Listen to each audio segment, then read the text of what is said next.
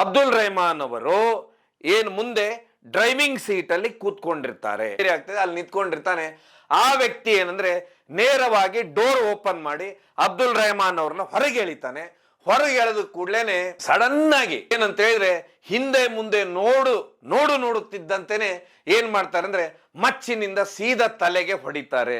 ತಲೆ ಯಾವ ರೀತಿ ಹೊಡಿತಾರೆ ಅಂದ್ರೆ,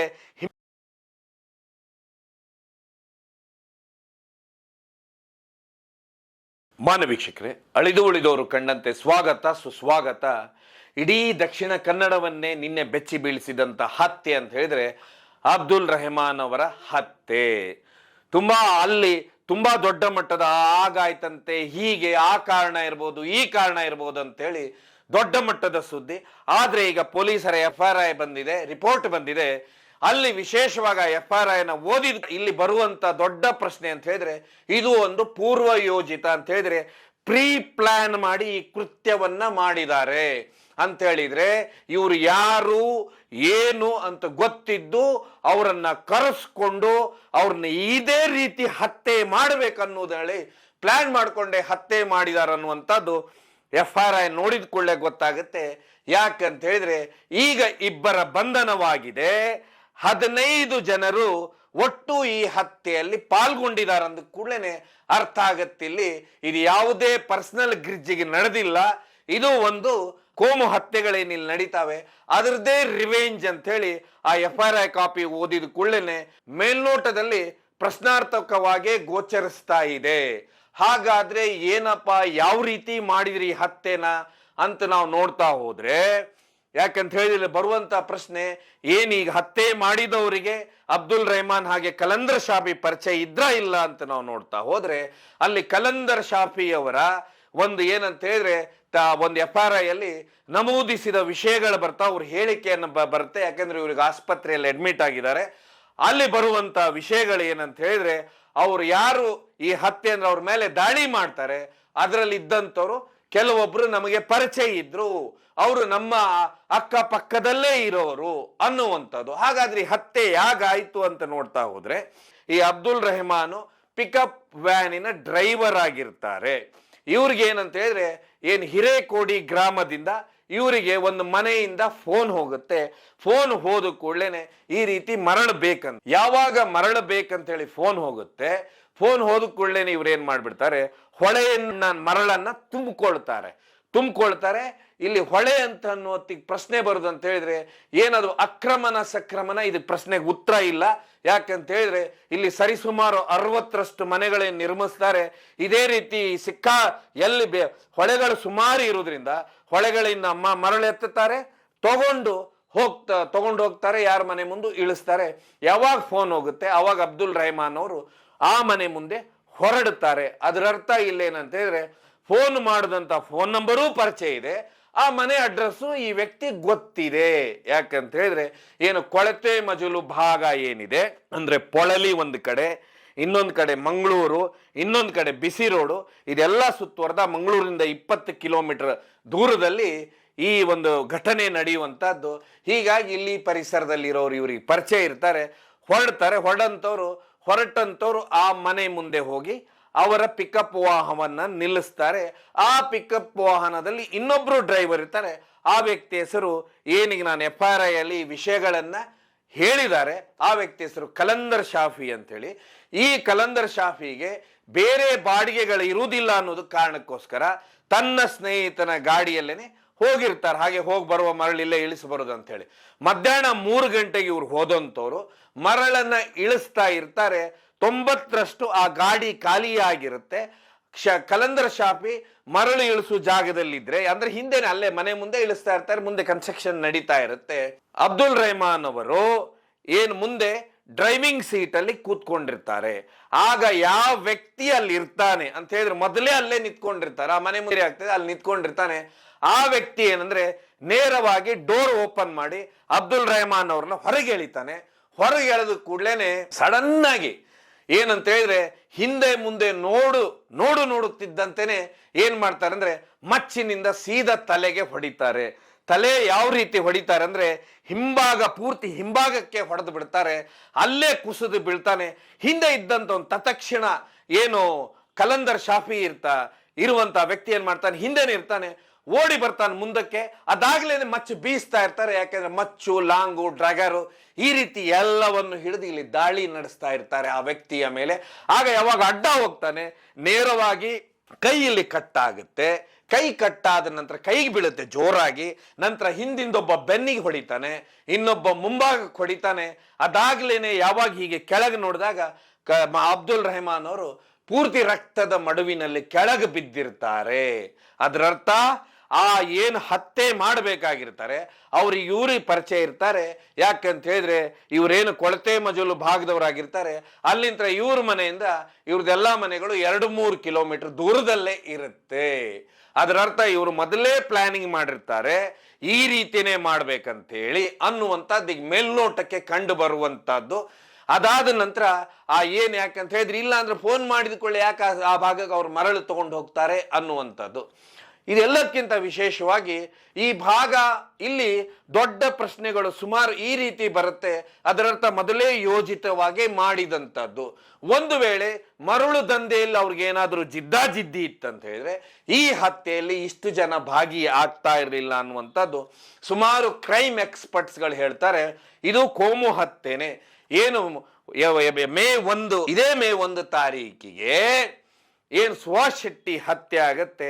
ಹತ್ಯೆ ಆದ ನಂತರ ಸೋಷಿಯಲ್ ಮೀಡಿಯಾಗಳಲ್ಲಿ ಸುಮಾರು ವಿಷಯಗಳು ಓಡಾಡ್ತವೆ. ಅವ್ರಿಗೂ ಸಮಯ ಇದೆ, ಇವ್ರಿಗೂ ಟೈಮ್ ಇದೆ ಅನ್ನುವಂಥದ್ದು ಸುಮಾರು ವಿಷಯಗಳು ಹರಿದಾಡ್ತವೆ. CROಕ್ಕಿಂತ ಮೊದಲೇ ಯಾರನ್ನಾದ್ರೂ ಒಬ್ಬರನ್ನ ಹತ್ಯೆ ಮಾಡ್ಬೇಕಾ ಅನ್ನೋದಕ್ಕೆ ಹತ್ಯೆ ಆಯ್ತಾ ಅನ್ನುವಂಥದ್ದೇ ಬರ್ತಾ ಇರೋದು. ಯಾಕೆಂದ್ರೆ ಈಗ ಒಟ್ಟು 15 ಜನ ಇದರಲ್ಲಿ ಈ FRI ಕಾಪಿಯಲ್ಲಿದ್ರೆ ಅದರಲ್ಲಿ ಇಬ್ಬರನ್ನ ಈಗ ಬಂಧಿಸಿದವರ ಹೆಸರನ್ನ ಬರ್ತಾ ಇದೆ.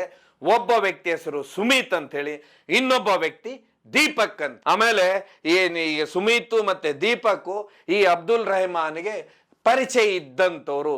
ಇಲ್ಲ ಅಂದ್ರೆ ಯಾರಾದ್ರೂ ಫೋನ್ ಮಾಡಿದ ಕೂಡಲೇ ಯಾರೂ ಎಲ್ಲಿಯೂ ಹೋಗುವುದಿಲ್ಲ, ಅಥವಾ ರಸ್ತೆಯಲ್ಲಿ ಈ ವ್ಯಕ್ತಿನೇ ಅಂತ ಹೇಳಿ ಹತ್ಯೆ ಆಗುವುದಿಲ್ಲ. ಹೀಗಾಗಿ ಇವ್ರು ಯಾರು ಅನ್ನೋದು ಇವ್ರು ಮೊದಲೇ ಗೊತ್ತಿರುತ್ತೆ. ಇಲ್ಲಿ ರಿವೆಂಜ್ ಆಯ್ತಾ ಅನ್ನುವಂಥದ್ದೇ ಬಂತು. ಯಾಕಂತ ಹೇಳಿದ್ರೆ ಈ ಹತ್ಯೆಗಳು ಹೇಗಂತ ಹೇಳಿದ್ರೆ ಯಾವಾಗ ಒಂದು ಹತ್ಯೆ, ಕೋಮು ಹತ್ಯೆ ನಡೆಯುತ್ತೆ, ಅದ ತಕ್ಷಣನೇ ಸ್ವಲ್ಪ ದಿವಸದಲ್ಲೇ ಇನ್ನೊಂದು ಕೋಮು ಹತ್ಯೆ ಮಾಡಿಬಿಟ್ರೆ ರಿವೆಂಜು, ಆ ನಂತರ ನಮ್ಮನ್ನ ಆ ರಿವೆಂಜ್ ತೀರಿಸ್ಕೊಂಡ್ಬಿಟ್ರೆ ಆ ನಂತರ ನಮ್ಮನ್ನ ಉಳಿಸ್ಕೊಳ್ಳುವಂಥವ್ರು ಸುಮಾರು ಜನ ಬರ್ಬೋದು. ಇಲ್ಲಿ ಒಂದ್ ಕಡೆ ಆ ಕಡೆನೂ ಬಂದ್ರೆ ಈ ಕಡೆನೂ ಬರ್ಬೋದು ಅನ್ನುವಂಥದ್ದು ಸುಮಾರು ಜನರ ತಲೆಯಲ್ಲಿ ಇರುತ್ತಂತ ಹೇಳಿ ಎಕ್ಸ್ಪರ್ಟ್ಸ್ ಹೇಳ್ತಾರೆ. ಅದೇ ರೀತಿ ಇದೂ ಒಂದು ಹತ್ಯೆನ ಪೂರ್ವ ಯೋಜಿತ ಆಗಿದೆ ಅನ್ನುವಂಥದ್ದು ಈಗ ಬರುವಂತಹದ್ದು. ಯಾಕಂತ ಹೇಳಿದ್ರೆ ಆಗ ಅಲ್ಲಿ ಬರುವಂತ ದೊಡ್ಡ ಪ್ರಶ್ನೆಗೆ ಎಲ್ಲರೂ ಹೇಳ್ತಿರ್ತಾರೆ ಮರಳು ಅಂತ ಹೇಳಿ. ಆದ್ರೆ ಇವ್ರೇನಂತ ಹೇಳಿದ್ರೆ ಮರಳಿನ ಪಿಕಪ್ ಡ್ರೈವರ್ಗಳಷ್ಟೇನೆ ಅಂತ ಹೇಳಿದ್ರೆ ಯಾರಾದ್ರೂ ಮರಳು ಜಲ್ಲಿ ಏನ್ ಬೇಕಾದ್ರೂ ಅವ್ರವ್ರ ಮನೆಗೆ ಸಾಗಿಸುವಂತ ಕೆಲಸ ಮಾಡ್ತಿರ್ತಾರೆ. ಈ ಭಾಗ ಅಂತ ಹೇಳಿದ್ರೆ ಏನು ಈ ಪೊಳಲಿ, ಬಿಸಿ ರೋಡು, ಈ ಮಧ್ಯಭಾಗ ಏನಿದೆ ಅಂದ್ರೆ ಇದೆಲ್ಲ ಮಂಗಳೂರಿನಿಂದ 20 ಕಿಲೋಮೀಟರ್ ದೂರದಲ್ಲಿ ಏನಿದೆ ಈ ಭಾಗದಲ್ಲಿ ಇವ್ರು ಎಲ್ಲರಿಗೂ ಅಂತ ಹೇಳಿದ್ರೆ ಎಲ್ಲಾ ಸರ್ವಧರ್ಮೀಯರಿಗೂ ಇವ್ರ ಪರಿಚಯ ಇರುತ್ತೆ. ಇವರು ಎಲ್ಲರೊಟ್ಟಿಗೂ ತುಂಬಾ ಚೆನ್ನಾಗಿರ್ತಾರೆ.